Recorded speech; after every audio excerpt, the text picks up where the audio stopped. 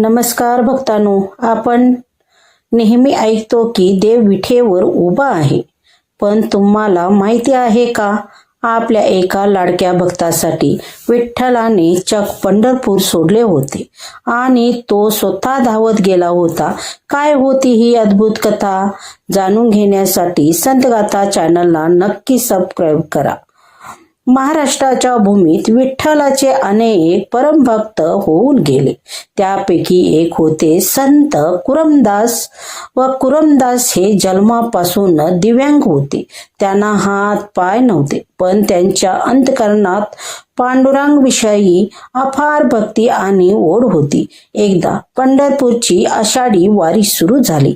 गावोगावाचे वारकरी ज्ञानोबा, तुकाराम आणि विठ्ठल विठ्ठल असा गजर करत पंढरीकडे निघाले लागले. कुरमदास महाराजांनाही विठ्ठलाच्या दर्शनाची तीव्र इच्छा झाली, पण हात पाय नसल्यामुळे ते चालणार कसे? तरीही त्यांनी हार मानली नाही. विठ्ठलाच्या भेटीच्या ओढीने त्यांनी जमिनीवर पोटाने रांगत रांगत पंढरपूरच्या दिशेने प्रवास सुरू केला. ऊन, वारा, पाऊस, खड्डे, काटे कशाचीही पर्वा केली नाही. जमिनीवर रांगल्यामुळे त्यांच्या शरीरातून रक्त वाहू लागले. प्रचंड वेदना होत्या, पण मात्र एकच नाव होतं, विठ्ठल विठ्ठल.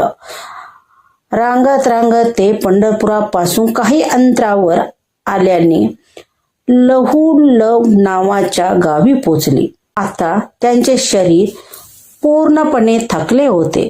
पुढे जाण्याची ताकदच उरली नव्हती. आषाढी एकादशीचा दिवस जवळ आला होता. हताश होऊन कुरमदास महाराजांनी पंढरपुढे जाण्याचा एका वारकऱ्याला थांबवले आणि म्हणाले, बाबा, विठ्ठलाचा माझा एक निरोप देता का? सांगा त्याला की कुरमदास लहू गावात तुझी वाट पाहत आहे. त्यांचे शरीर थकले आहे.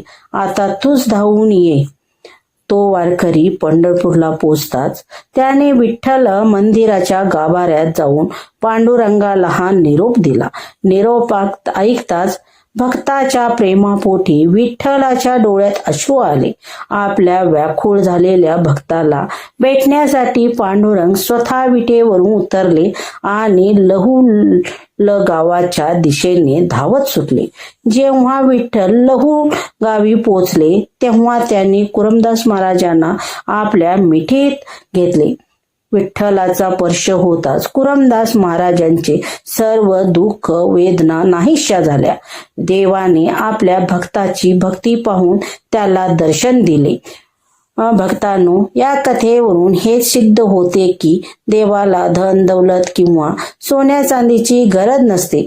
त्याला गरज फक्त असते ती एक खऱ्या निष्कम भक्तीची. तुम्हाला संत कुरमदासच्या विठ्ठलाच्या व्हायरल कथा कशी वाटली? आम्हाला कमेंटमध्ये नक्की सांगा. व्हिडिओ आवडला असेल तर लाईक आणि शेअर करा आणि अशा संतांच्या ऐकण्यासाठी आवडत्या संतगाथा चॅनलला सबस्क्राईब करा. जय हरी विठ्ठल, जय हरी विठ्ठल.